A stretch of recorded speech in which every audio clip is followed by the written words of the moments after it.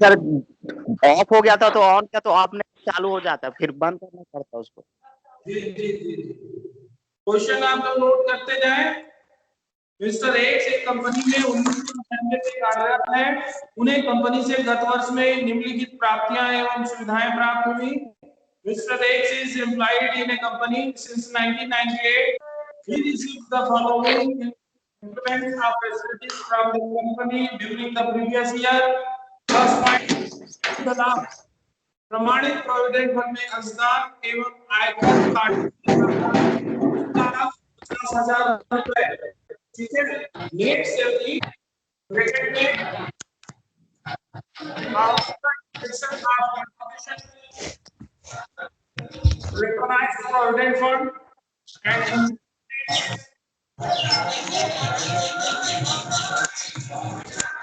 Mic कौन है? Mic बंद रखिए प्लीज।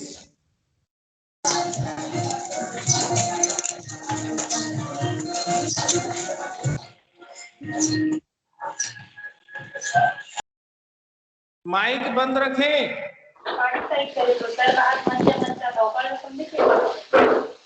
इनसे मोर में नहीं कहा तो कोई नहीं है, लेकिन घर जाए जाकर ना बहुत सुविधा हुई और ना पास में मतलब ठीक है, कभी भी आना जाना ये वैसे उतने जरूरी के काम आप लोग कितना माइक ऑन है?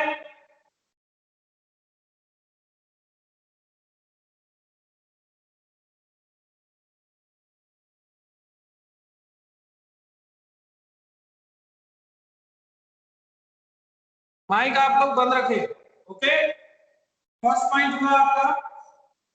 नेक्स्ट पॉइंट करें, प्रोविडेंट फंड में उनका अंशदान 60,000 रुपए। सर फर्स्ट पॉइंट को रिपीट करिए ना। हाँ जी, फर्स्ट पॉइंट को एक बार और रिपीट करिए ना इंग्लिश में। अच्छा, नेट सैलरी ब्रैकेट में करेंगे after detection of contribution to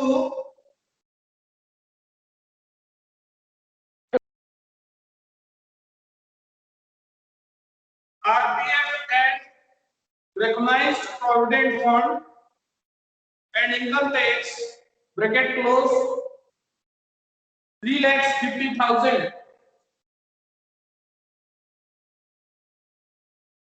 अभी का है, अभी आशीष नहीं है, सुन के प्रोविडेंट फंड में उनका अंशदान 60,000 रुपए, नियोक्ता का अंशदान 73,400 रुपए,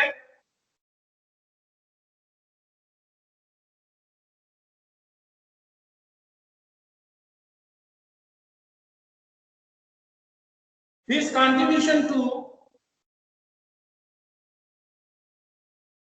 recognized provident fund 60,000 and employees contribution 73,400 rupees।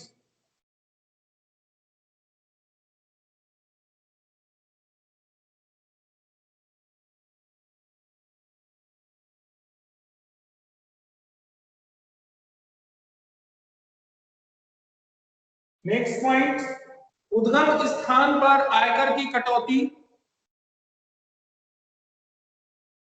1,40,000 रुपए,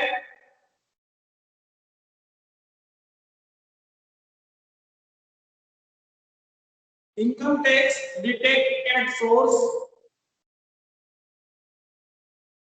1,40,000,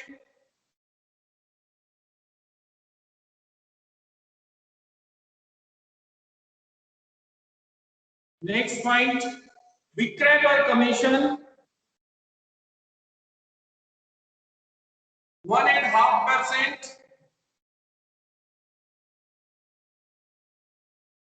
उनके द्वारा किया गया विक्रय 60 लाख रुपए है।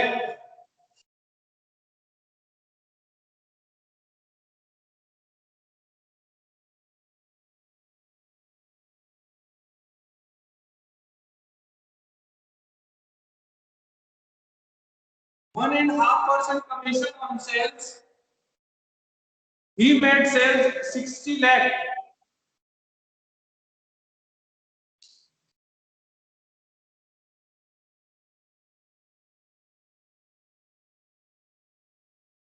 मनोरंजन भत्ता, नेक्स्ट पॉइंट, मनोरंजन भत्ता 2000 रुपए मासिक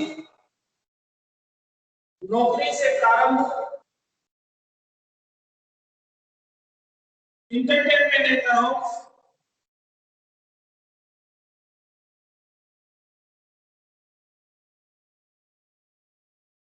entertainment allowance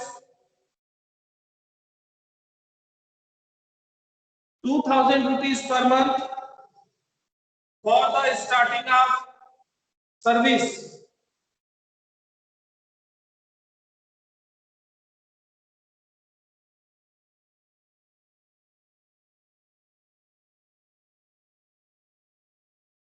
Next point,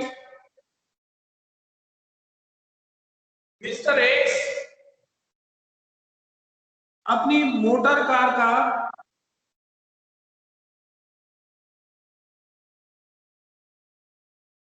कार्यालयीन एवं निजी दोनों कार्यों के लिए उपयोग करते हैं। The employer, sorry, he owns a personal motor car. The car is being used for office purpose and personal use both, but running and maintenance expenses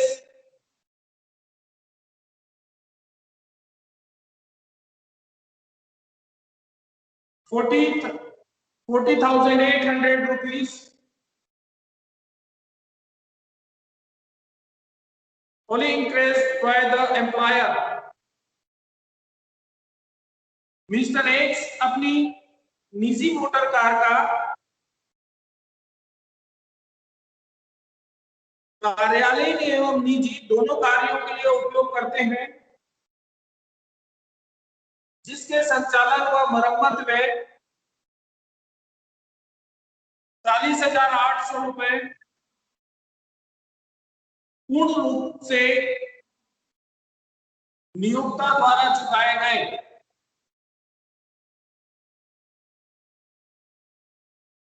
next point,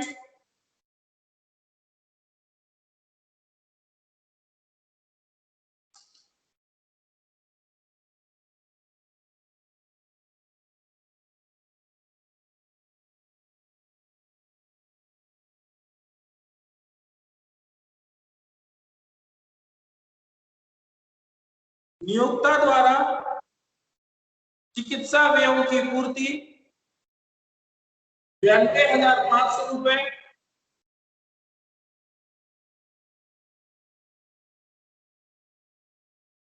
यह व्यय उनके द्वारा उनके पिताजी की चिकित्सा पर अमेरिका में किया गया। इसके अलावा स्वयं एवं पिताजी की यात्रा एवं विदेश में ठहरने के संबंध में क्रमशः 1,45,000 एवं 48,000 रुपए व्यय किए। नियोक्ता द्वारा इन सभी व्ययों की प्रतिपूर्ति की गई।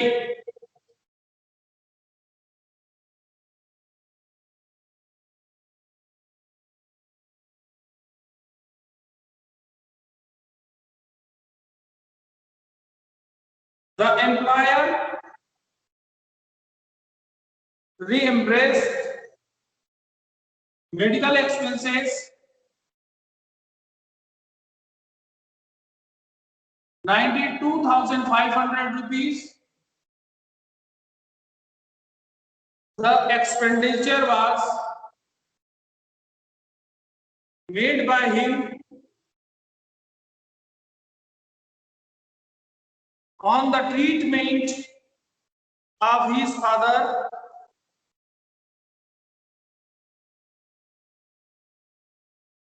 in America. Besides, the company also reimbursed 1,45,000 rupees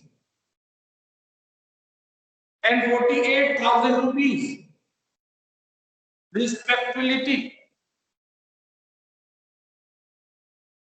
for the expenditure on account of traveling and stay abroad of himself and his father.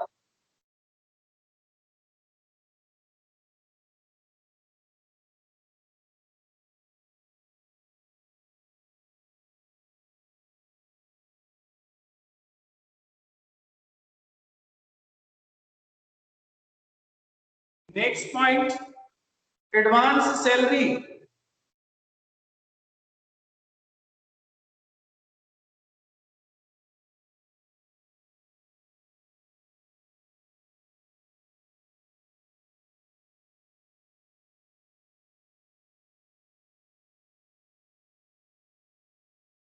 Advance salary 50,000 rupees,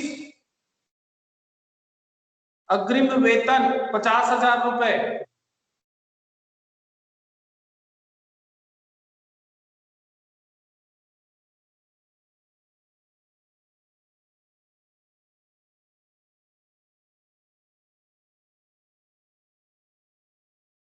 next point, मकान किराया भत्ता 5,000 रुपए प्रति माह। वह स्वयं के स्वामित्व वाले मकान में रहते हैं जिसका उचित किराया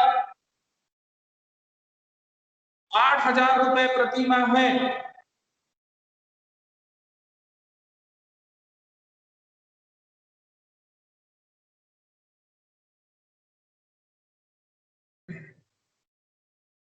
house rent allowance 5,000 rupees per month. He lives in his own house. Fair rent of it is 8,000 rupees per month.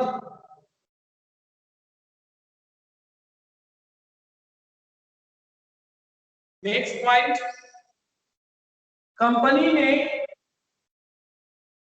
उनकी जीवन बीमा प्रीमियम चुकाई 48,000 रुपए।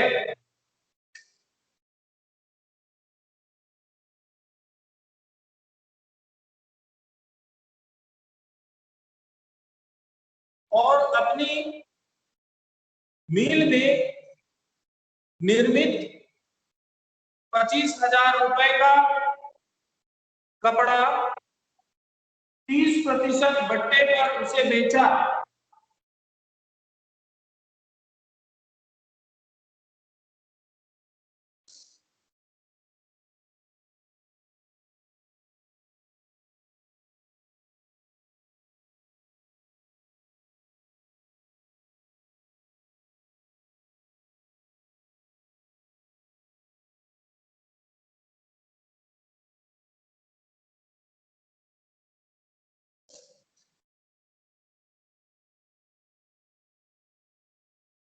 He paid tax on employment. Sorry, the company paid life insurance premium 48,000 rupees and sold cloth manufactured his own mill value 25,000 rupees at 30% discount to him.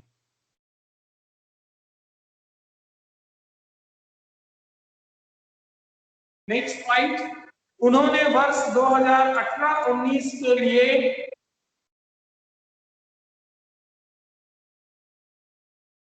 सेवा नियोजन कर चुकाया 2,500 रुपए वर्ष 2019-20 का कर अभी तक बाकी है। He paid tax on employment 2500 rupees for 2018-19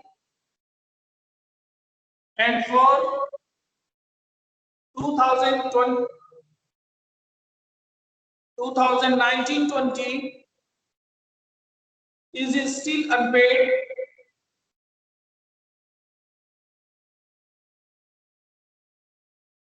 कर निर्धारण वर्ष 2020-21 के लिए वेतन से कर योग्य आय ज्ञात कीजिए। Compute his taxable income from salary for the assessment year 2020-21.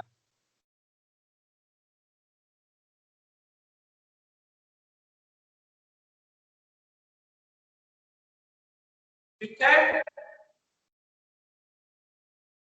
Question आप सभी ने नोट कर लिया? Yes sir. ओके, चलिए अब क्वेश्चन आप लोग नोट कर लिए हो, एक एक पॉइंट को आप देखते जाए। मैंने शॉर्ट पे लिखता गया हूं, यहाँ पर शॉर्ट नोट मैंने बनाया है। ठीक है, अब आपको मैं बताते जा रहा हूं, आप लोग एक तरफ शॉर्ट नोट भी बनाते जाएंगे, एक साइड आप फॉर्मेट बना लीजिए। ठीक है, इस तरीके से statement of income from salary of mister x, है ना, फॉर द असेसमेंट ईयर 2020-21।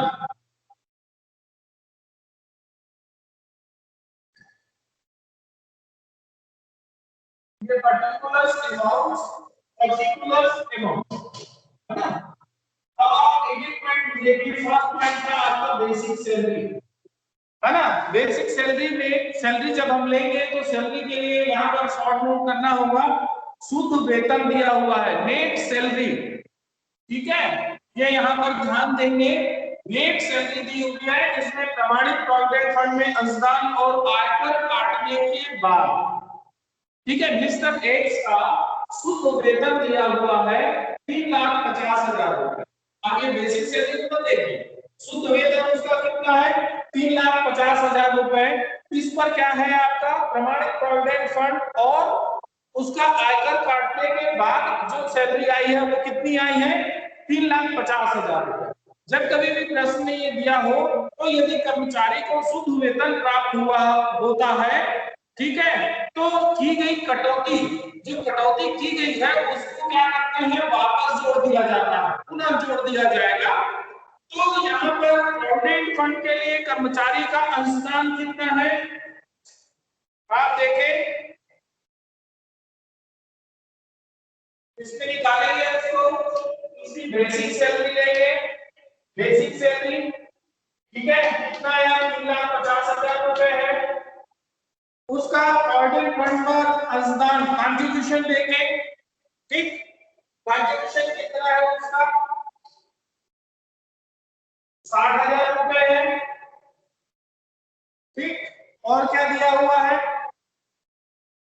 उसमें, उसका आयकर कितना दिया हुआ है, इनकम टैक्स उसको कितना दिया है 1,40,000 रुपए। इन तीनों को आप जोड़ देंगे तो कितना आएगा आपका 5,50,000 रुपए। तो उसका सैलरी कितना हो गया यहाँ पर 5,50,000 रुपए। 3,50,000 प्लस 60,000 प्लस 1,40,000 रुपए। ठीक है, पहला शॉर्ट नोट में आप डालेंगे यदि कर्मचारी को शुद्ध वेतन प्राप्त हुआ है तो की गई कटौती पुनः जोड़ा जाएगा। अतः प्रोविडेंट फंड के लिए कर्मचारी का अंशदान 60,000 रुपए, आयकर की जो कटौती दी गई थी 1,40,000, इसको पुनः जोड़ देंगे। ये आपका पहला शॉर्ट नोट है। ठीक है, तो यहाँ पर उसकी बेसिक सैलरी मूल वेतन कितना हो गया 5,50,000 रुपए। अब दूसरे पॉइंट पर आते हैं अपन, Reliance provident fund more than 12%, ठीक है। तो employees contribution to PRF RPF more than 12%, ठीक है, 12% से अधिक। तो 12% तक के क्या हो गया आपका एग्जेम्पशन में। तो आप इसमें ये निकालिए कि कर्मचारी जो है उसका कितना आता है मोर देन 12% से कितना अधिक आ रहा है, तो उसकी बेसिक सैलरी का जो 12% आप निकालेंगे और उसमें अंशदान उसने कितना दिया है 60,000 रुपए, ठीक है। प्रोविडेंट फंड में उनका अंशदान 60,000 रुपए और नियोक्ता का अंशदान 73,400 रुपए है। तो मोर देन 12%, तो ये कितना आ जाएगा 3,800 रुपए। कैलकुलेट कर लीजिए। जो 12% से अधिक 12% तक के क्या है एग्जेम्प्टेड है, जो कि टैक्सेबल नहीं होगा। 12% से अधिक जो राशि आएगी वह कर योग्य होगी।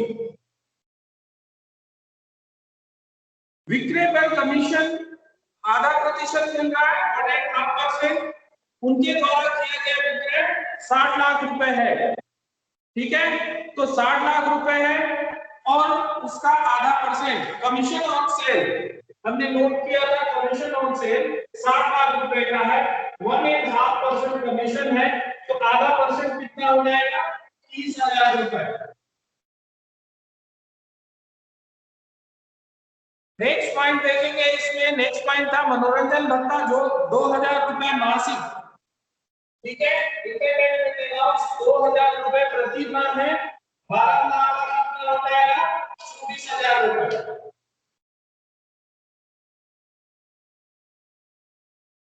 एक एक पॉइंट को लेते हुए आप करते जाएंगे तो आपका क्वेश्चन आसानी से आराम से आप सॉल्व कर सकते हैं, कोई पॉइंट छूटेगा नहीं। फिर नेक्स्ट है उसका मिस्टर ए जो है मोटर कार यूज कर रहे हैं, personal motor car, but expenses paid by employer. तो एम्प्लॉयर उसको क्या कर रहा है पेमेंट कर रहा है, ठीक है। तो एक्सपेंसेस जो है दूसरा है, इसमें देखिए कितना दे रहा है वो एक्सपेंसेस जो क्या हुआ है, एक्सपेंसेस बाय एम्प्लॉयर कितना दिया हुआ है 40,800 रुपए।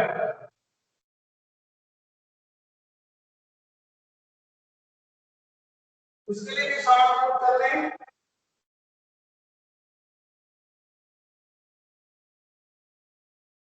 ₹40,800, ठीक है। ये शॉर्ट नोट में ही चल रहे हैं, ये दूसरा आपका शॉर्ट नोट हो जा रहा है, ठीक है।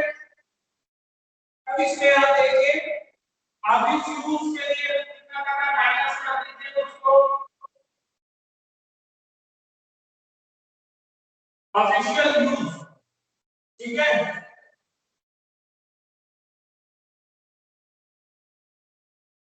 ऑफिशियल यूजेस के लिए कितना यूज कर रहा है, क्या दिया हुआ है इसमें देखिए मिस्टर एक्स निजी मोटर कार का कार्यालय एवं निजी दोनों कार्यों के लिए उपयोग करते हैं, जिसके लिए संचालन और मरम्मत में 40,800 रुपए पूर्ण रूप से नियोक्ता द्वारा चुकाए गए। 40,800 रुपए का वो दे रहा है, ठीक है। तो 40,800 रुपए दे रहा है तो कर्मचारी के निजी कार्यों के लिए।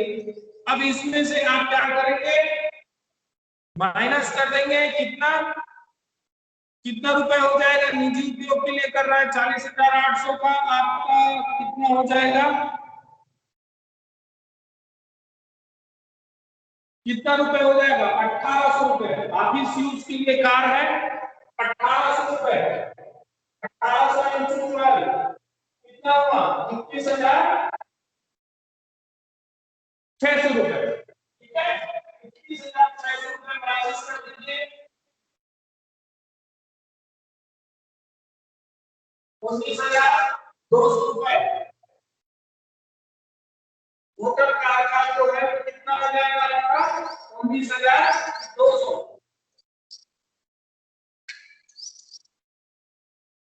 मेडिकल एक्सपेंसेस,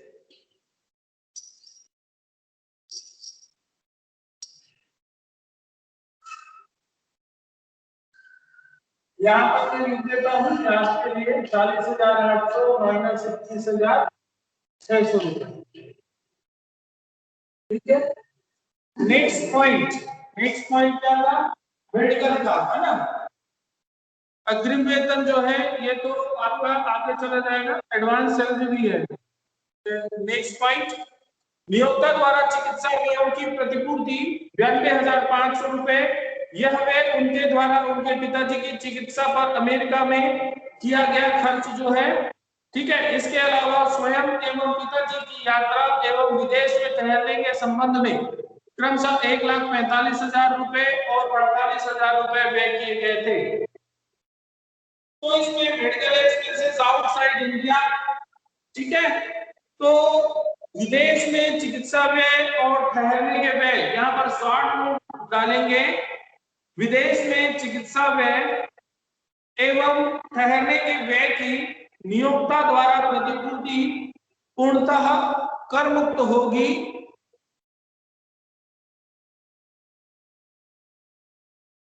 लेकिन विदेश यात्रा व्यय, ठीक है, कर योग्य होगा। तो इसके संबंध में विदेश यात्रा के लिए कितना खर्च किया है वो 1,45,000 रुपए, ठीक है। क्योंकि कर्मचारी का सकल वेतन जो है 2 लाख रुपए से अधिक है, ग्रॉस सैलरी, है ना। तो ये आपका क्या हो जाएगा, एग्जाम टैक्सेबल हो जाएगा 1,45,000 रुपए। ट्रेवलिंग, ठीक है, विदेश में यात्रा करने का जो खर्च है वह टैक्सेबल हो जाएगा। इसके लिए शॉर्ट नोट डालेंगे, विदेश में चिकित्सा व्यय एवं ठहरने के व्यय की नियोक्ता द्वारा प्रतिपूर्ति पूर्णतः कर मुक्त होगी, लेकिन विदेश यात्रा पर व्यय कर योग्य होंगे, क्योंकि कर्मचारी का सकल वेतन ग्रॉस सैलरी 2 लाख रुपए से अधिक है।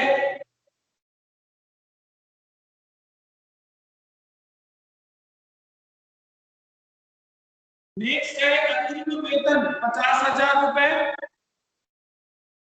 एडवांस सैलरी,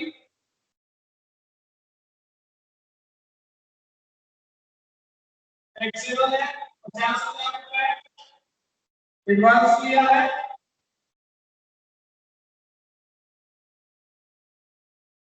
नेक्स्ट, मकान किराया भत्ता 5,000 रुपए प्रति माह। वह स्वयं के स्वामित्व वाले मकान में रहते हैं जिसका उचित किराया 8,000 रुपए प्रति माह है। हाउस रेंट अलाउंस, तो ये क्या हो जाएगा, कर्मचारी स्वामी के स्वामित्व वाले मकान में रह रहा है, ठीक है। ऐसी स्थिति में मकान का किराया या मकान का किराया भत्ता पूर्णतः कर योग्य होगा, अर्थात कितना दे रहा है वो, कितने रुपए हो गया, 5,000 रुपए प्रति माह, ठीक है। हाउस रेंट अलाउंस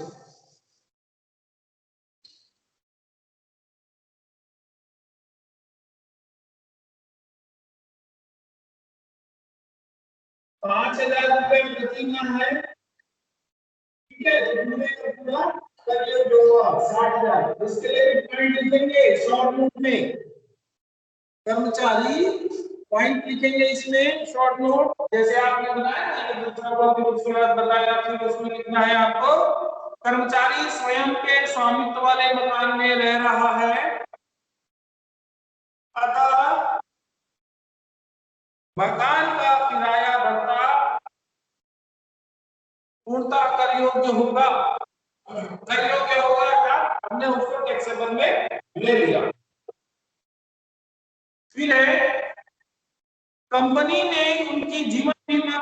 चुकाई 40,000 रुपए और अपनी मिल में निर्मित 25,000 रुपए का कपड़ा 30% बट्टे पर उसे बेचा भी।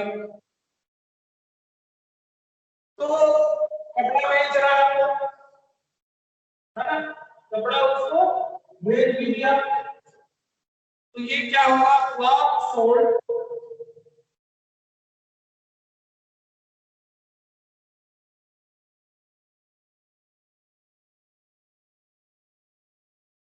Cloth sold.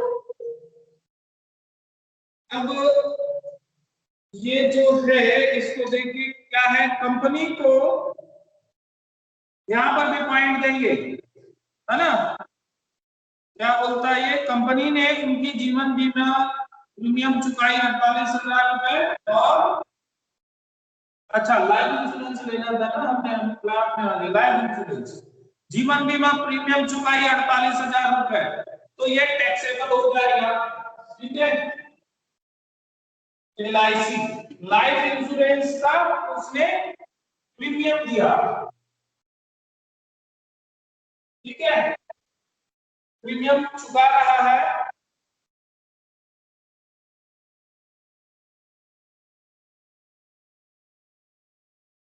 प्रीमियम पे कर रहा है ना,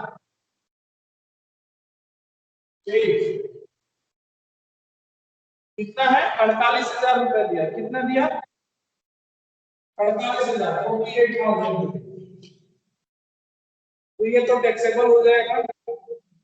फिर है बस अपनी मिल में निर्मित 25,000 रुपए का कपड़ा 30% बट्टे पर बेचा है, ठीक है। 500 कितना दिया है, 30% बट्टे पर। इसके लिए करेंगे, ये क्या है, उसी के मिल पर निर्मित है ना, ऑनर का, ठीक है, मिल में निर्मित यानी अपनी मिल में निर्मित, ऑनर के मिल पर ही तो निर्मित है और उसको 30% बट्टे पर 25,000 रुपए का उसको बेच रहा है। तो यहाँ पर आप करेंगे, कर्मचारी को अपने नियोक्ता से स्वयं की मिल पर निर्मित माल रियायती दर पर मिल रहा है, ठीक है। तो रियायती मूल्य पर जब मिल रहा है तो क्या हो जाएगा, वो किस कैटेगरी में आएगा, कर मुक्त। तो कर मुक्त सुविधा है, तो ये क्या हो जाएगा आपका डी, कर मुक्त होगा, नॉट टैक्सेबल। इसके लिए पॉइंट लिखेंगे शॉर्ट नोट में, कर्मचारी को अपने नियोक्ता से स्वयं की मिल से निर्मित माल रियायती मूल्य पर मिलना कर मुक्त सुविधा है। इसके बाद क्या पॉइंट है, उन्होंने वर्ष 2018-19 के लिए सेवा नियोजन कर चुकाया 2,500 रुपए और 19-20 का कर अभी तक के बाकी है। तो यहां तक कंप्लीट हो गया आपका, इसको टोटल कर दीजिए आप, टोटल करिए कितना है, देखिए 5,50,000, 3,800, 30,000, 24,000, 19,200, 1,45,000, 50,000, 60,000, 48,000, ठीक है। इसका टोटल आप करेंगे तो कितना आ जाएगा, 9,30,000 रुपए। ये होगा आपका ग्रॉस प्रॉफिट, ग्रॉस सैलरी, सकल वेतन। ये आया 9,30,000 रुपए, ठीक है। अब इसमें माइनस करेंगे, कटौती देंगे, स्टैंडर्ड डिडक्शन अंडर सेक्शन 61 50,000 रुपए, ठीक है। दूसरा नियोजन का प्रोफेशनल टैक्स दिया है, ठीक है, प्रोफेशनल टैक्स अंडर सेक्शन 62 ठीक, ये प्रोफेशनल टैक्स कितना दिया हुआ है, पे किया प्रोफेशनल टैक्स फॉर 2018-19, ठीक है 25%। तो ये आपका माइनस हो जाएगा 52,400 रुपए,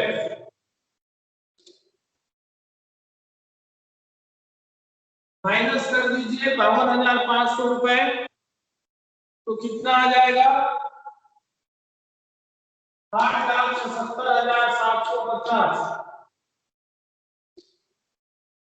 700 नहीं 500 सॉरी 500, ठीक है। ये होगा आपका taxable salary, income for salary.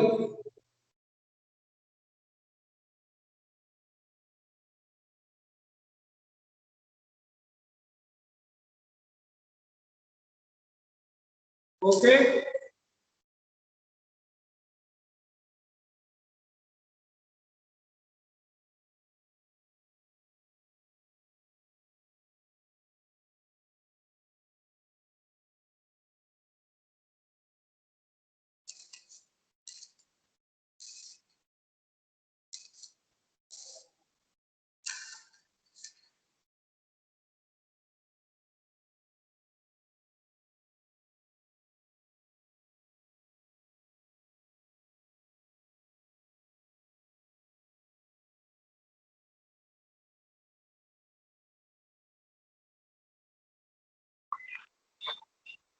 Sir ये आप कौन सी बुक से पढ़ा रहे हो? हाँ कौन सी बुक से पढ़ा रहे हो आप? मैं 2-3 बुक से पढ़ाता हूँ यार, मेडिकल की नहीं है ये बुक, है ना। Okay sir. आपका साहित्य भवन है, साहित्य भवन पब्लिकेशन का है ना, मेहता जैन, ठीक है जैन है, त्यागी, सकलेचा, इनके बुक से। अब हम इसमें आगे बढ़ते हैं, सैलरी में ही सर हाँ जी, हाँ बोलिए।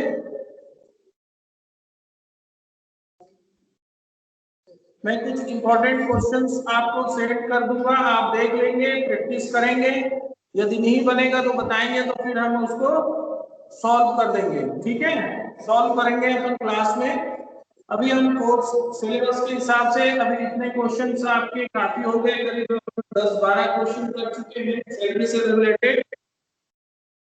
अब इसमें जो लास्ट है सैलरी का वो पॉइंट कर लेते हैं, इसके एक आध क्वेश्चन करेंगे।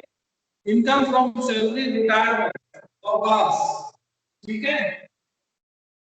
तो सैलरी हेड रिटायरमेंट, वेतन शीर्षक की आय, अवकाश ग्रहण। तो जैसे कि नाम से ही स्पष्ट, ये यहाँ तक मैं मिटा दूं इसको, आप सबने नोट कर लिया।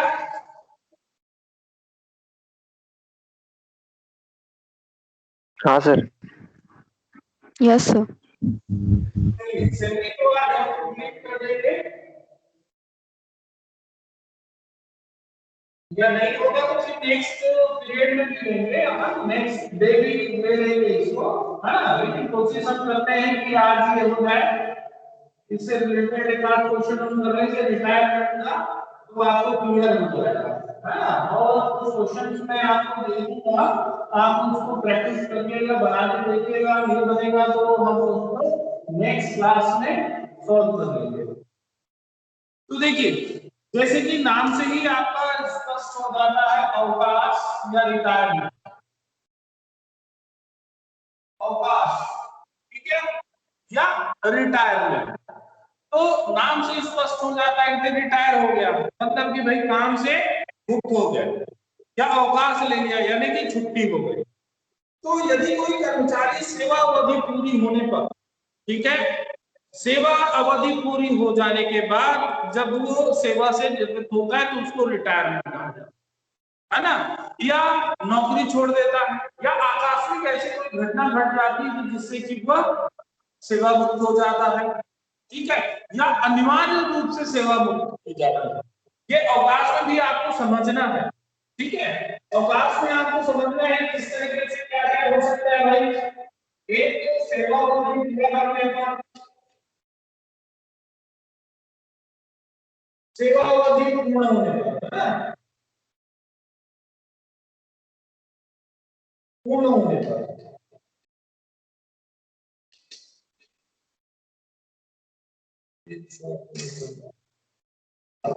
इसको हम शॉर्ट भी कर देते हैं, पूर्ण होने पर।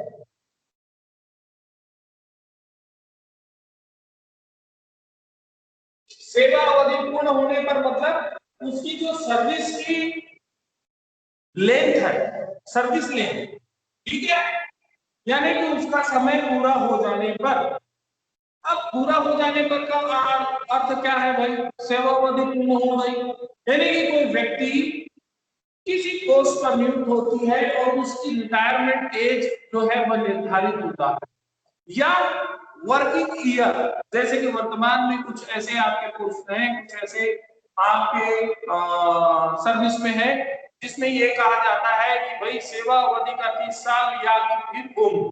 तो उम्र और कार्य करने का जो समय है, length of service, length of service और एज, ये दिया होता है ना। तो जनरली जैसे 60 साल में रिटायरमेंट, तो ये वर्ष दे दिया है कि कर्मचारी की यदि उम्र जो है वह 60 साल है, 60 साल तक में ही वह नौकरी कर सकता है। अब यदि मान लीजिए उसको 32 साल में नौकरी मिल गई, तो 32 साल में नौकरी मिल गई, जब वो 32 साल का था तब उसको नौकरी मिला, 32 साल से वह नौकरी कर रहा है, अब ये जब उसकी एज जब 32 थी तब उसको जॉब मिला, तो वो 60 साल का जब हो जाएगा तो वह उसकी क्या हो जाएगी, सेवा अवधि समाप्त हो जाएगी, यानी कि उसकी सर्विस कंप्लीट हो जाएगी। तो टोटल मिलाकर वो कितना किया, 28 साल काम किया, ठीक है ना। तो सर्विस लेंथ उसकी कितनी थी, ये 28 साल, और ये रिटायरमेंट एज क्या हो गया उसका, 60 साल। तो यदि व्यक्ति का कुछ नहीं होता तो ये 60 साल में क्या हो जाएगा, रिटायर हो जाएगा, तो उसको हम बोलेंगे पूर्ण सेवा कंप्लीट होने पर, ठीक है, पूर्ण सेवा के बाद। दूसरा ये है, दूसरा हम ले कि भाई उसने नौकरी छोड़ दिया, नौकरी छोड़ने पर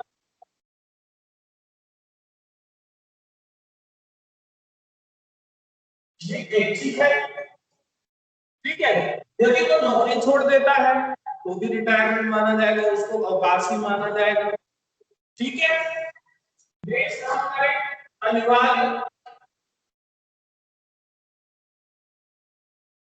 अनिवार्य अवकाश, यानी कि उसको दे दिया गया, भाई वो नहीं चाहता सेवा से मुक्ति, लेकिन उसको कंपलसरी कर दिया कि भाई आप सेवा मुक्त हो जाइए, ठीक है। तो लास्ट आता है आवासीय।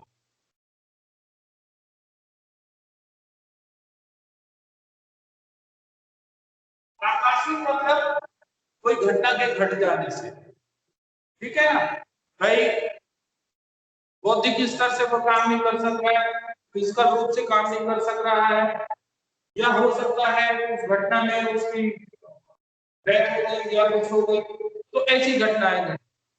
तो ये कर्मचारी के सेवा में रहते हुए उसे वेतन भुगतान किए जाते हैं, लाभों को प्रदान किया जाता है, और अवकाश ग्रहण करते समय या अवकाश ग्रहण के बाद उसे कुछ लाभ भी प्रदान किए जाते हैं, जिन्हें वेतन के स्थान पर लाभ यानी profit is lieu of salary ये कहा जाता है।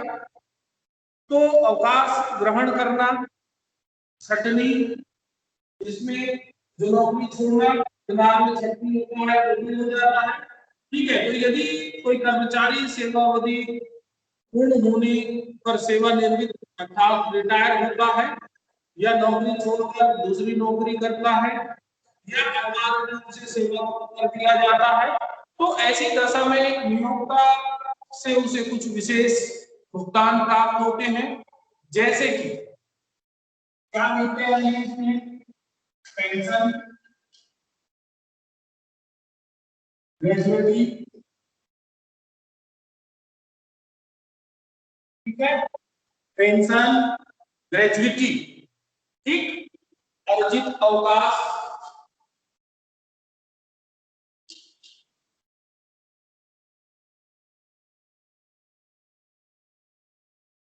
लीव, ठीक है, अर्न लीव कहा जाता है इसको, अर्जित अवकाश, ठीक है, या कंपनसेशन, क्षतिपूर्ति,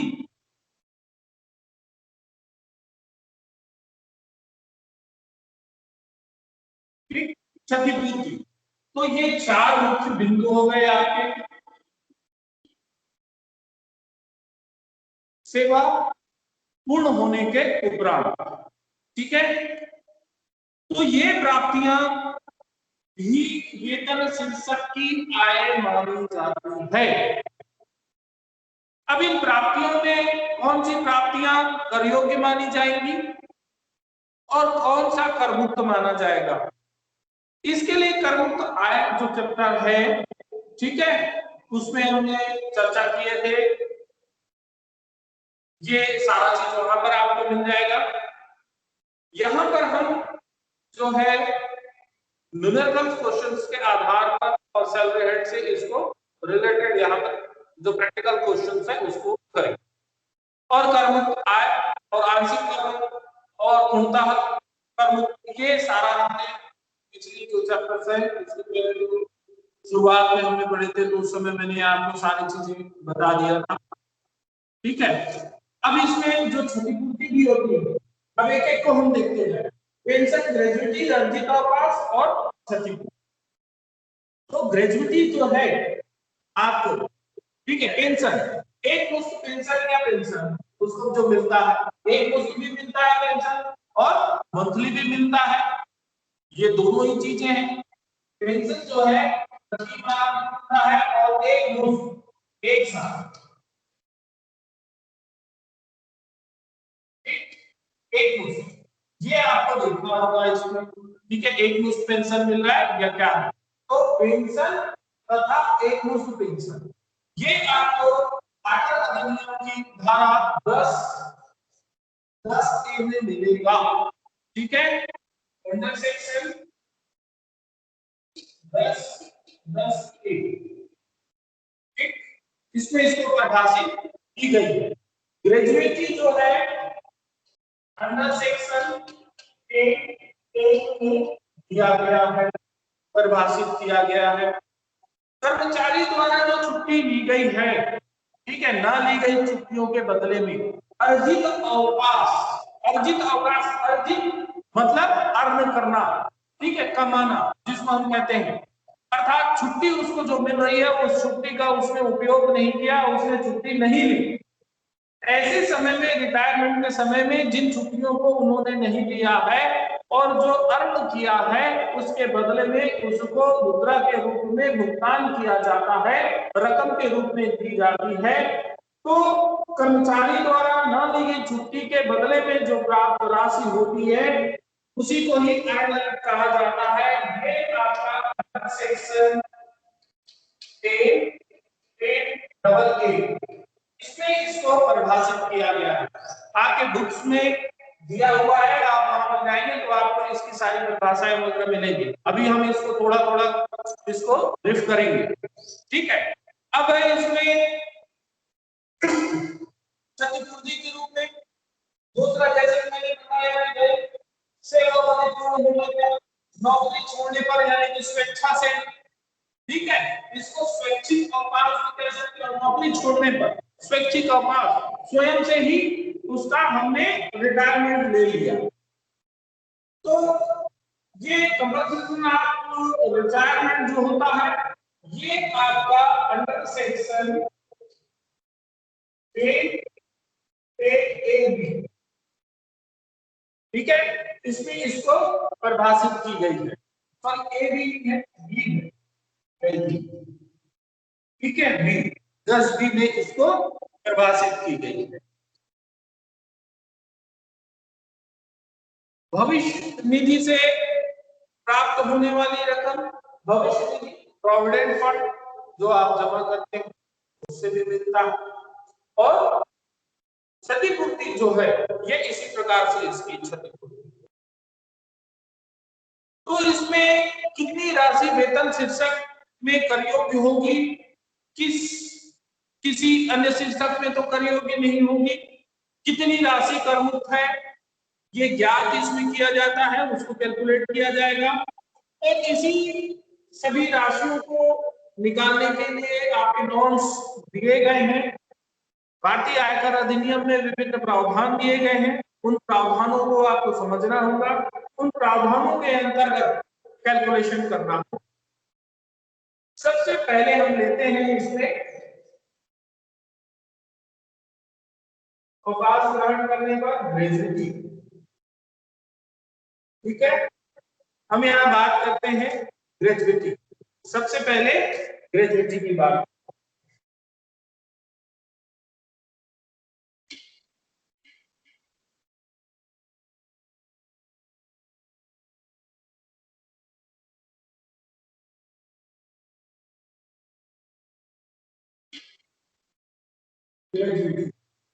ये है आपका अंडर सेक्शन 10 में इसको परिभाषित किया गया।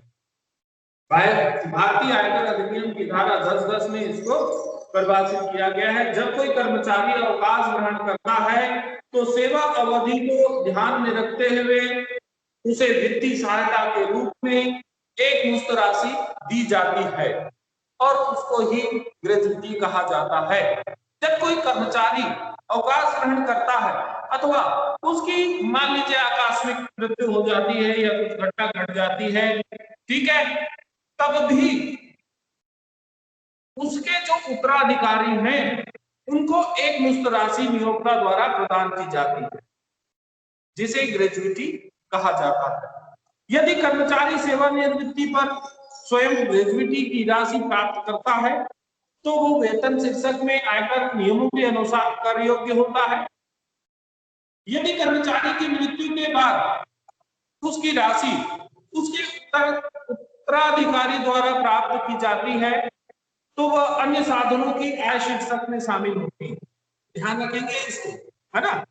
परंतु इस पर छूट जो है वो धारा 10(10) के अनुसार से उसको प्राप्त होगा, यानी उसको वहां पर मिलेगा, यानी छूट का जो बेनिफिट है वो उस समय उसको मिलेगी। तो छूट की राशि का निर्धारण वेतन शीर्षक में दिए गए प्रावधानों के अंतर्गत की जाएगी। ग्रेजुटी पर कर का गणना जब किया जाता है तो कर्मचारियों को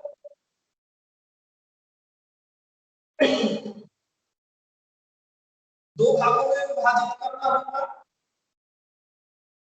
ठीक है, यहाँ पर जो ग्रेजुटी की कैलकुलेशन करते हैं, गणना करते हैं, तो जो एम्प्लॉय होते हैं उसको दो भागों में विभाजित करते हैं। एक तो होता है सरकारी,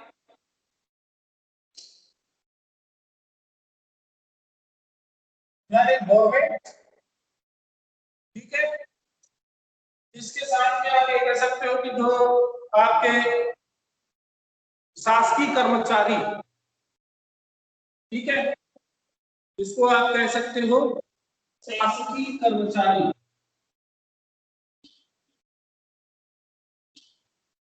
शासकीय और दूसरा अशासकीय, यानी प्राइवेट। अब अशासकीय जो है इसमें शासकीय में क्या हो गया, जो सरकारी गवर्नमेंट जो कर्मचारी होते हैं, अर्ध सरकारी कर्मचारी होते हैं, ठीक है, स्थानीय सत्ता से होते हैं,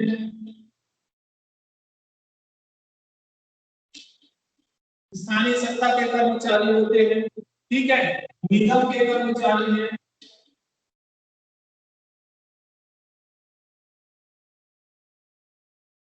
ये सब आते हैं, ठीक है।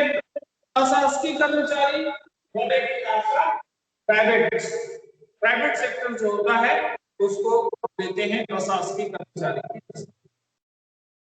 अब ग्रेजुएटी की जो कैलकुलेशन करना है तो वो इन्हीं दोनों के अनुसार से करना पड़ेगा। कर्मचारी को दो भाग में विभाजित करना होगा, पहला सरकारी शासकीय कर्मचारी और दूसरा अशासकीय कर्मचारी, गवर्नमेंट एम्प्लॉय और नॉन गवर्नमेंट एम्प्लॉय।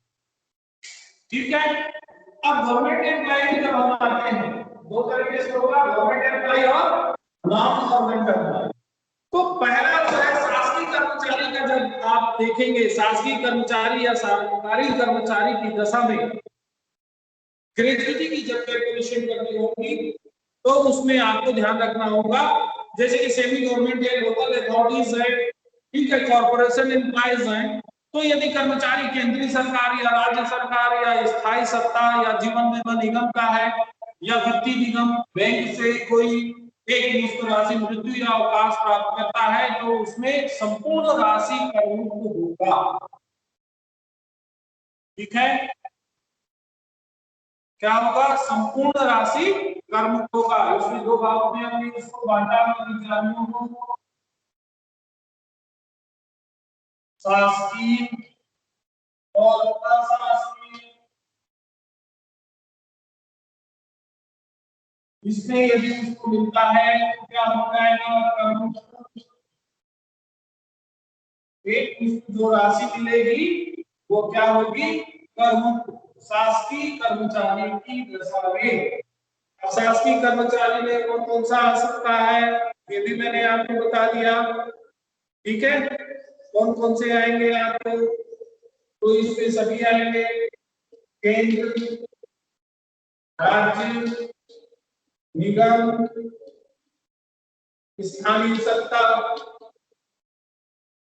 स्थानीय जो आते हैं ना, लोकल अथॉरिटी, ये सब इसके अंतर्गत आते हैं। तो यदि ऐसे कर्मचारी हैं और उनको एक मुश्त राशि मिलती है तो वो क्या हो जाएगी, करमुक्त। अब दूसरा मुख्य बिंदु आ गया आपका अशासकीय कर्मचारियों की दशा। इनके नॉन गवर्नमेंट एम्प्लॉय, तो अशासकीय अन्य कर्मचारी जो हैं, तो निजी क्षेत्र में कार्यरत कर्मचारी जो कि सरकारी कर्मचारी की श्रेणी में नहीं आते हैं, ऐसे कर्मचारियों को प्राप्त होने वाली ग्रेजुएटी की राशि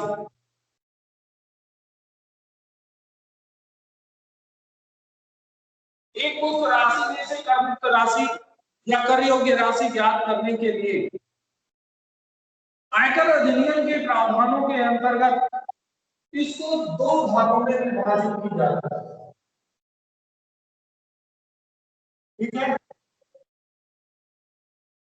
पहला है आपका जिसमें अधिनियम, ग्रेजुएटी अधिनियम,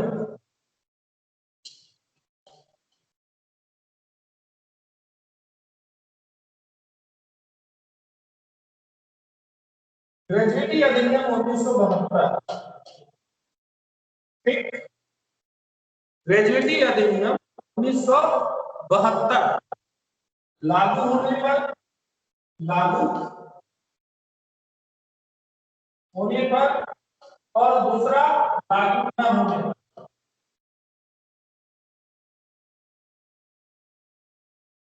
ये आपको ध्यान रखना। ग्रेजुएटी अधिनियम 1972 लागू होने पर ऐसे कर्मचारी जिन पर लागू हो रही है और ऐसे कर्मचारी जिन पर लागू नहीं हो रही है, तो ऐसे कर्मचारी जिन पर ग्रेजुएटी अधिनियम 1972 लागू होती है, भारतीय आयकर अधिनियम की धारा 10(10) के अंतर्गत इसको परिभाषित किया गया है। तो इस अधिनियम के अंतर्गत जिन पर अधिनियम लागू हो रही है, ये ध्यान रखेंगे।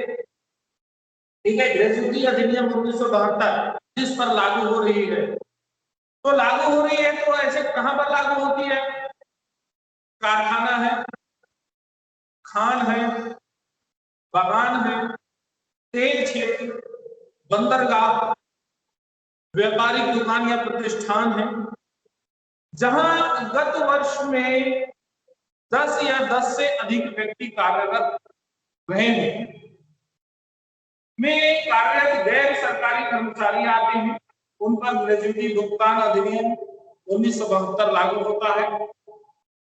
इसको भारतीय आयकर अधिनियम की धारा 10(10) की जो है, तो इसमें ग्रेजुएटी भुगतान अधिनियम की धारा 2 में इसको परिभाषित किया गया है एम्प्लॉय, यानी कि उसमें परिभाषा दी गई है कि कर्मचारी कौन होगा। तो यहाँ ध्यान देने योग्य बात यह भी है कि इस अधिनियम में कारखाना, खान, बागान, तेल क्षेत्र, बंदरगाह ऐसे व्यापारिक प्रतिष्ठान पर लागू होता है जहां पिछले 12 माह में, यानी कि गत वर्ष में कम से कम 10 या 10 से अधिक व्यक्ति कार्यरत है। ग्रेजुएटी भुगतान अधिनियम 1972 की धारा 2 में कर्मचारी को परिभाषित की गई है। इसमें परिभाषा ये कहा गया है कि कर्मचारी से आशय किसी ऐसे व्यक्ति से है जो किसी प्रतिष्ठान, कारखाना, खदान, तेल क्षेत्र, बंदरगाह, रेलवे कोर्ट, प्लांटेशन या कार्यशाला, ठीक है, उसमें कुशल, अर्धकुशल, यानी कि जो ट्रेंड है और जो सेमी ट्रेंड है, सुपरवाइजर है, टेक्निकल हेड से है, क्लीनर है, ऐसे जो कार्य कर रहे हैं उनको कर्मचारी के रूप में माना गया है, जहां पर ग्रेजुएटी अधिनियम 1972। तो इस प्रकार ग्रेजुएटी भुगतान अधिनियम 1972 के अंतर्गत गैर सरकारी क्षेत्र के जो कर्मचारी आते हैं, इस अधिनियम के अंतर्गत आने वाले जो कर्मचारी के लिए कर मुक्त ग्रेजुएटी की गणना जब की जाएगी, हम ग्रेजुएटी की गणना की बात कर रहे हैं, तो उस समय में 3 मुख्य बिंदु पर आप ध्यान रखेंगे, नोट करते चले जाएंगे उसको, ठीक है, ये काफी आपका इंपॉर्टेंट है।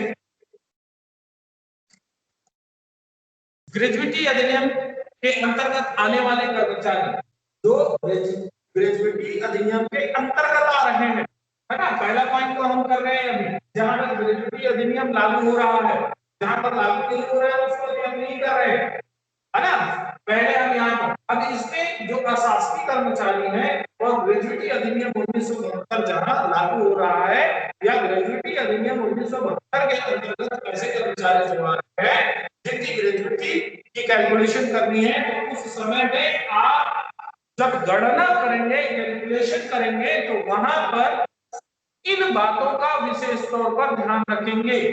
पहला, ग्रेजुएटी की वास्तविक प्राप्त राशि,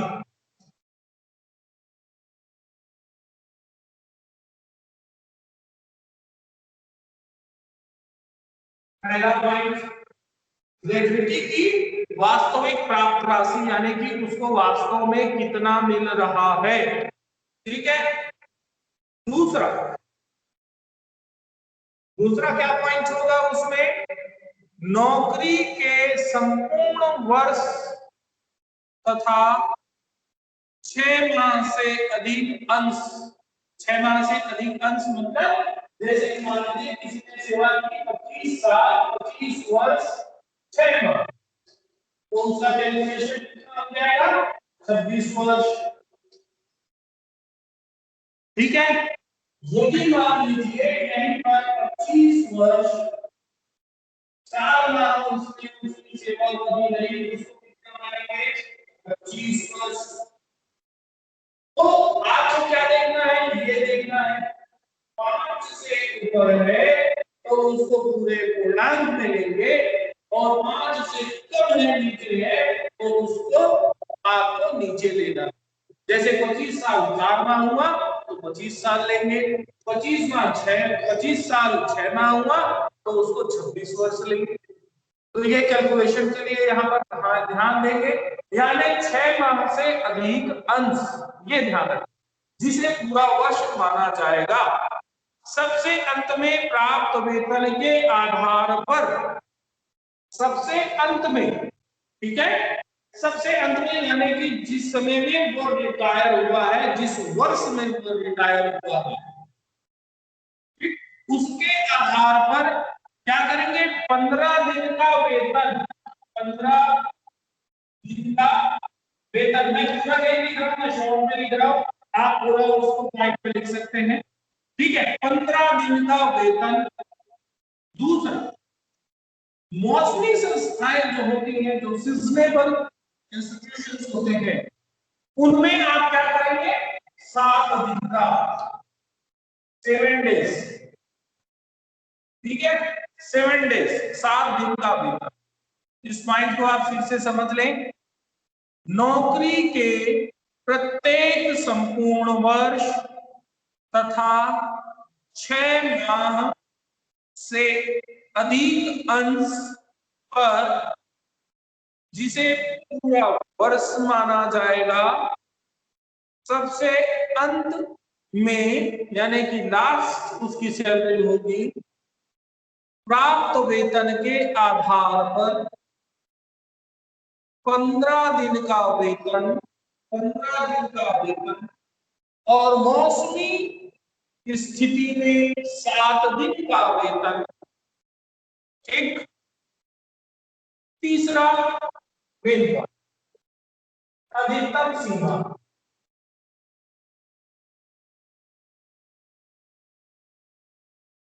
अधिकतम सीमा, तो अधिकतम सीमा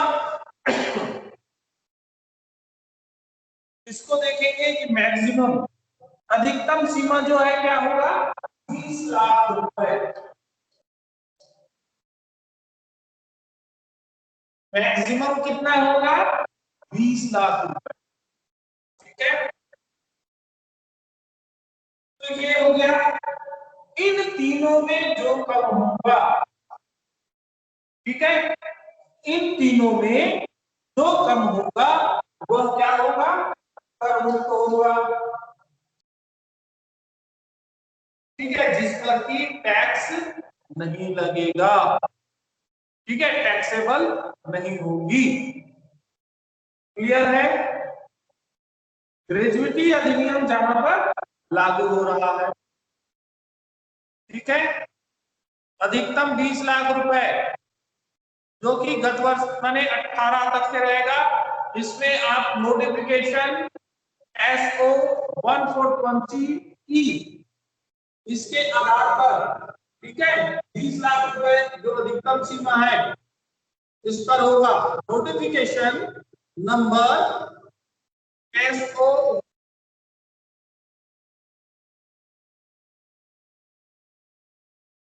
आप पूर्ण करेंगे इसको। क्लियर है? 2 मिनट के लिए।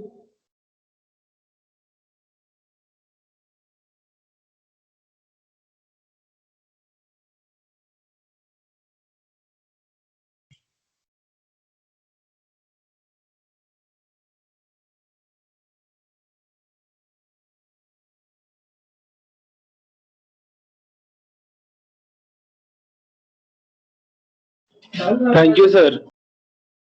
हाँ जी, अभी आगे नेक्स्ट है, अभी नेक्स्ट को कर लेंगे, है ना? क्लियर है? मैं अभी आपको आगे का भी बता दे रहा हूँ। नेक्स्ट पॉइंट बचा हुआ है एक और।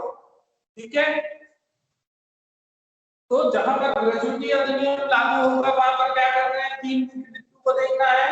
एक तो आपको वास्तविक प्राप्त ग्रेजुएटी की राशि देखनी है, दूसरा वेतन का 15 दिन का वेतन देखना है, और मौसमी स्थिति में 7 दिन का वेतन। ये क्या करेंगे, जिस दिन वो रिटायर होता है उसके ठीक पहले का उसकी सैलरी में हम कैलकुलेशन में लेंगे यहाँ पर, है ना? तीसरी पॉइंट क्या होगी, अधिकतम सीमा जो है वह 20 लाख रुपए है। इन तीनों में जो कम होगा वो राशि क्या होगा, एग्जेम्प्टेड होगा, यानी कि कर मुक्त होगा, जिसमें किसी भी प्रकार के टैक्स नहीं लगेंगे। ये हो गया। ये जो 20 लाख रुपए की जो सीमा है, ये जो अधिसूचना है आपका, अधिसूचना नंबर SO 1420E के आधार पर है। ठीक है, भारतीय आयकर अधिनियम की नोटिफिकेशन है, उसके आधार पर। ठीक, यहाँ पर महत्वपूर्ण बात आपका ये भी है, आप ध्यान रखेंगे। इसके लिए कैलकुलेशन कैसे करना है ये भी मैं आपको बता दिया।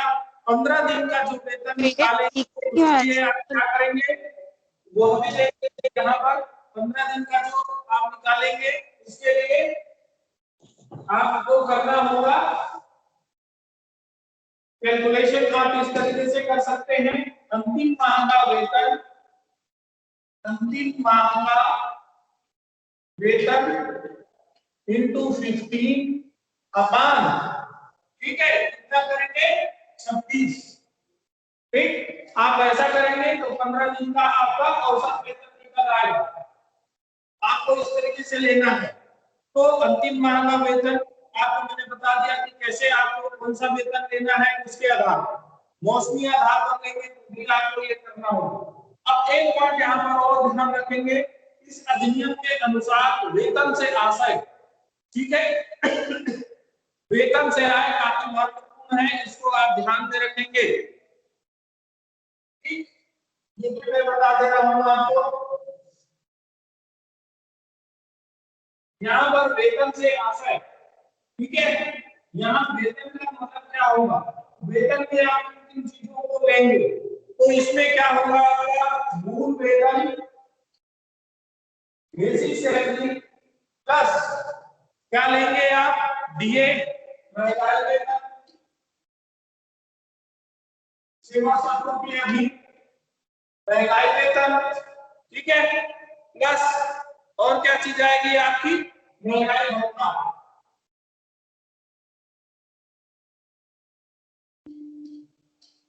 महंगाई भत्ता जो है ये आप शामिल करेंगे, जो उसमें दिया होगा सेवा शर्तों के अधीन होगा।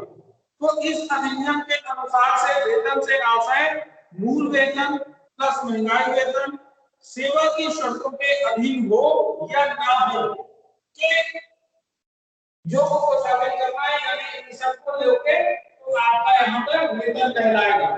जो 15 दिन का आप वेतन ले रहे हो, कैलकुलेशन कर रहे हो, वहां पर आपको ये ध्यान में रखना होगा कि ये उसके सेवा शर्तों के अधीन आ रहा हो या ना आ रहा हो, उससे कोई लेना देना नहीं है। यहाँ पर वेतन से आशय मूल वेतन प्लस महंगाई वेतन प्लस महंगाई भत्ता, ठीक है, इसके अलावा किसी भी कोई भी भत्ता को शामिल नहीं किया जाएगा इस पर, ये ध्यान रखेंगे, ठीक है। तो ये हो गया आपका कौन सा, शासकीय कर्मचारियों के लिए, जहां पर सॉरी अशासकीय कर्मचारियों के लिए जहां पर आयकर अधिनियम 1972 लागू होता है।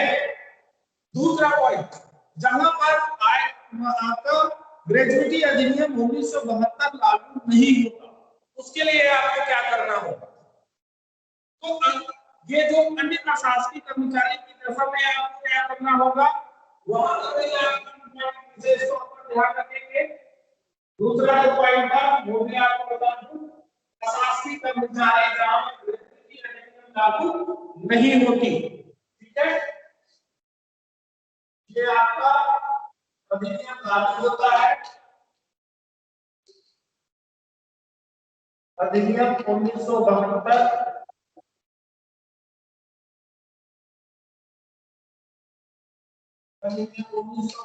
लागू नहीं होगा, है ना, लागू ना होने पर। ये तो हो गया आपका लागू होने पर। दूसरे पॉइंट पर हम आते हैं, यहाँ पर आप देखेंगे वास्तविक प्राप्त राशि, ग्रेजुएटी की जो वास्तविक प्राप्त राशि है उसको देखेंगे, ठीक है, अथवा दूसरा क्या होगा, सेवा के संपूर्ण वर्षों की आधी संख्या के बराबर, ठीक है, ध्यान रखेंगे, एक वर्ष की संपूर्ण सेवा के लिए आधे माह का वेतन,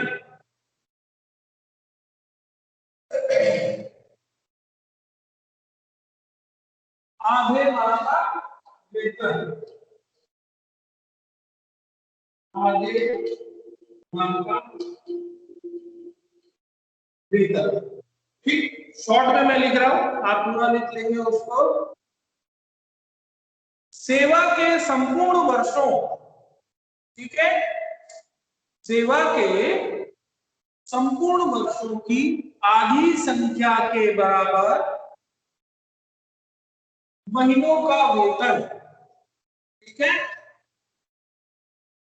एक वर्ष की संपूर्ण सेवा के लिए आधे माह का वेतन, अर्थात जैसे कि मान लीजिए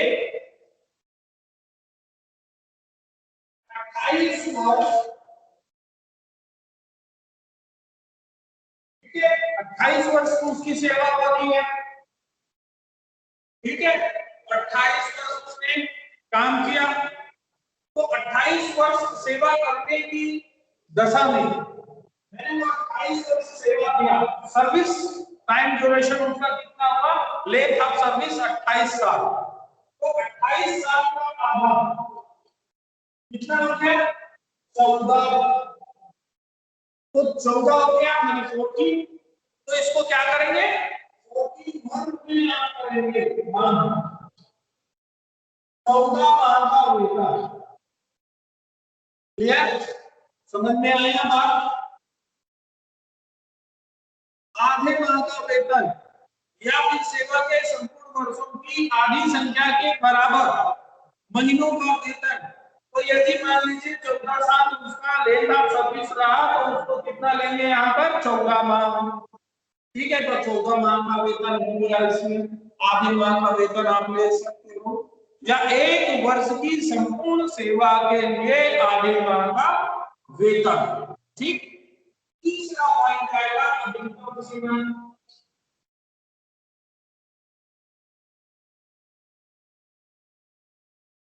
अधिकतम सीमा, तो अधिकतम सीमा भी आपका निर्धारित है 20 लाख रुपए, ठीक है ना। अब इन तीनों में जो कम होगा उसको आप मानेंगे, जो तीनों में कम होगा वह क्या होगा, कम, ठीक, कम, तीनों में जो कम।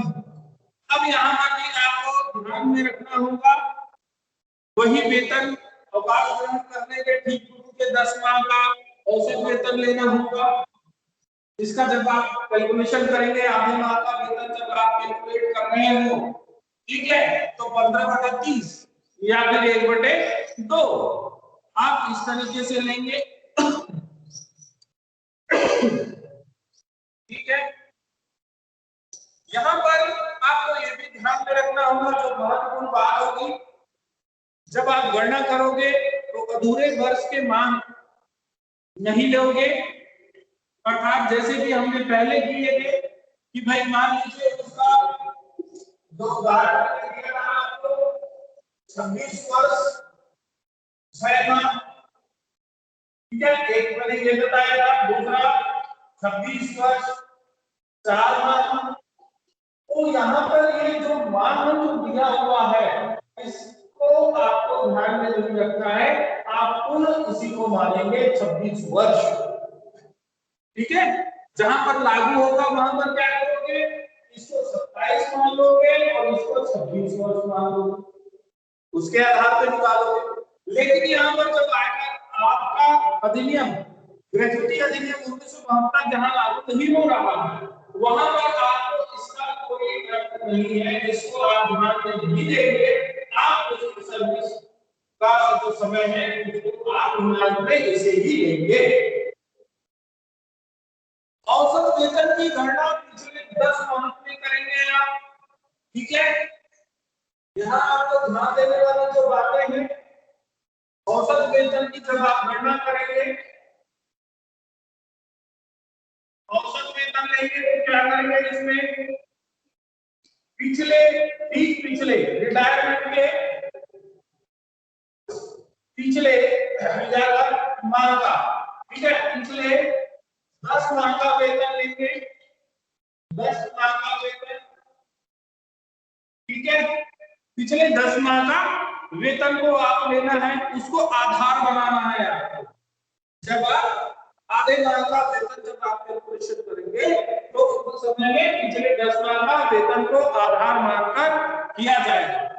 यहाँ पर वेतन का जो आशय है, मूल वेतन, सेवा के शर्तों के अधीन महंगाई भत्ता प्लस विक्रय पर निश्चित प्रतिशत या कमीशन, इसको आप लेंगे, यहाँ पर यह भी बात ध्यान रखना है आपको, यदि कर्मचारी को गत वर्ष के पहले किसी पूर्व नियोक्ता से ग्रेजुइटी प्राप्त हुई है और उस पर वह आयकर की छूट प्राप्त कर चुका है, उसको पहले ही उसको आयकर में इनकम टैक्स में उसको छूट मिल चुका है, तो गत वर्ष में कर मुक्त अधिकतम सीमा जो है उतनी राशि से उसको क्या कर दोगे, कम कर दोगे, वहां पर कम कर दी जाएगी।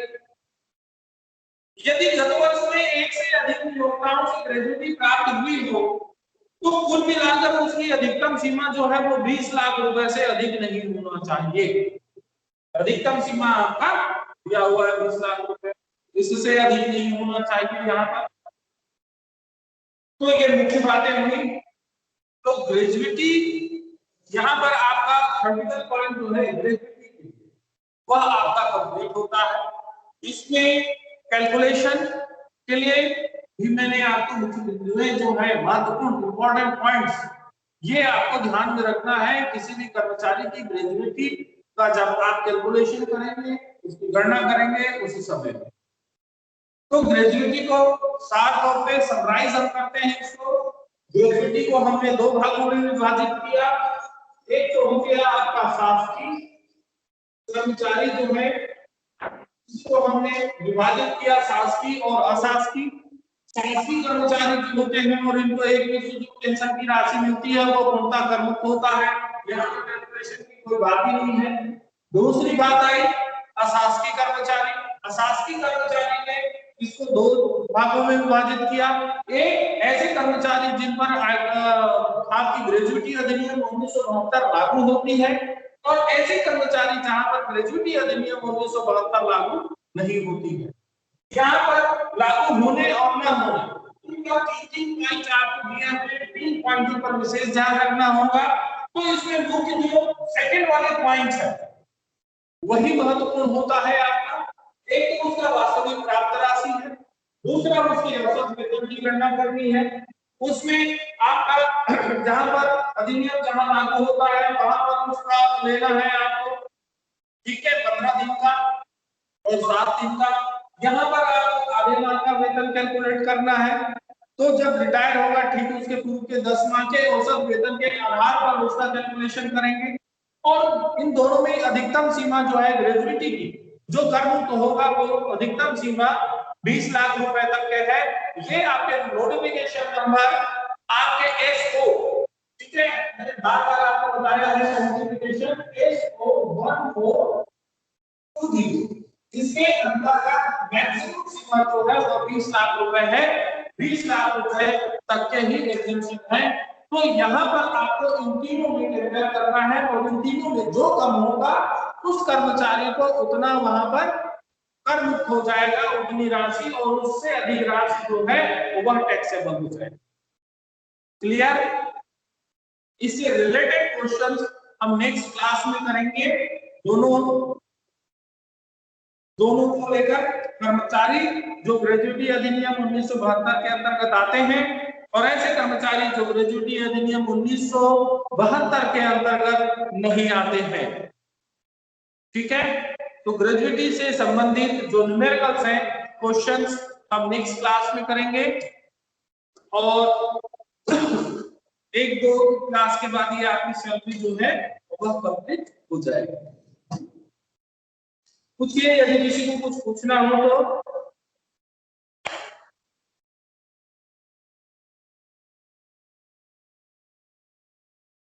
किसी को कुछ पूछना है? जगबंधु,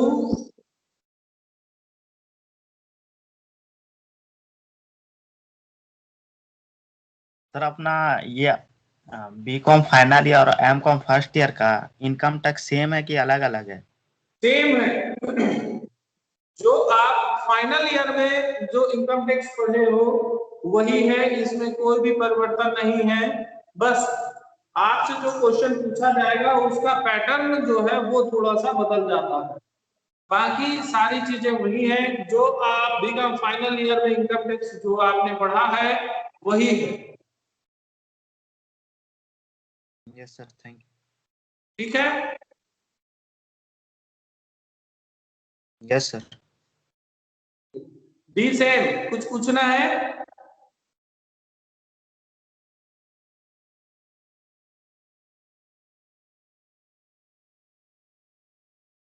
किसी को और कुछ पूछना है? Hello sir. हाँ जी। सर फर्स्ट सेमेस्टर का फॉर्म अभी तक शो ही नहीं कर रहा है, कैसे करें? हाँ नहीं, उसका डेट आएगा, अभी तो डेट आया ना फर्स्ट सेमेस्टर का फॉर्म वगैरह फिल करने के लिए, शायद आप लोग के ग्रुप में सर्कुलेट किए होंगे नोटिस। सर कोई 15 तारीख से नोटिस तो डेट नहीं मिला चालू हो है चुका सर। हाँ सर फॉर्म शो ही नहीं कर रहा है ओपन करने से उसको। अच्छा, और फॉर्म फिल होना चालू हो गया है? हाँ सर। हाँ तो वो शो करेगा, वो हो सकता है कि किसी कारणवश से नहीं हो रहा है। आप अपना देखिए कि आपने जो रजिस्ट्रेशन करवाए हो, एडमिशन के समय में आपने एडमिशन करवाया होगा, है ना, उसी आईडी वगैरह में आप जाइए, आपको शो करेगा। तो सर अभी तक कोई भरा होगा तो उससे पूछिए ना। ठीक है, किसी का देखते भी हैं। भराया है क्या फॉर्म अभी तक? अच्छा अच्छा, ठीक है, तो आप लोग, आप सभी के लिए है, यदि ग्रुप में ही आप लोग, यदि किसी ने फॉर्म फिल किया हो तो उसका प्रोसेस जो है वो व्हाट्सएप में आप लोग शेयर कर लीजिएगा, या हम देखते हैं यहाँ से कुछ होता है तो फिर वो मैं आपको बताता हूँ। ठीक है, जी सर, थैंक यू। ओके। किसी को और कुछ पूछना है? सर हाँ जी। सर आज जो आप क्वेश्चन लिखा है हाँ वो ग्रुप में भेज दीजिए ना, क्योंकि अच्छा, क्या होता है बीच बीच में नेटवर्क चले जाता है ना, तो सर सुनाई नहीं देता। तो जो क्वेश्चन आप लिखाते हो एक बार ग्रुप में भेज दिया करो ना। ठीक है, बिल्कुल। सर ठीक है, थैंक यू वो सर। क्वेश्चन मैं आपको सेंड कर दूंगा। ठीक है,